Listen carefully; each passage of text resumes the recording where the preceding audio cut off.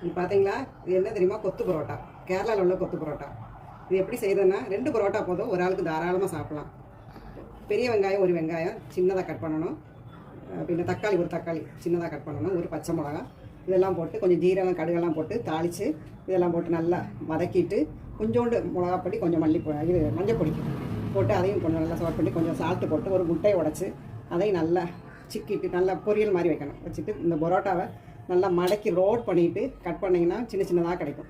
Cut பண்ணி இதையும் அதில் போட்டு ஏதாவது கிரேவி சிக்கன் கிரேவியோ மட்டன் கிரேவியோ ஊற்றி அதில் ஒன்று பெரட்டி எடுத்துட்டோம்னா கொத்து பரோட்டா ரெடி. எப்படி சூப்பராக இருக்கும். இப்போ ரமணேஷ் இதை சாப்பிட்டு எப்படி இருக்குன்னு சொல்லுவான்.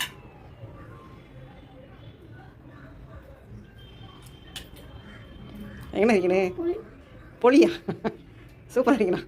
எங்கே விட்டு பரா மகள் தானே ഇവിടെ നോക്ക് ക്യാമറ നോക്ക് മക്കൾ. Thank you.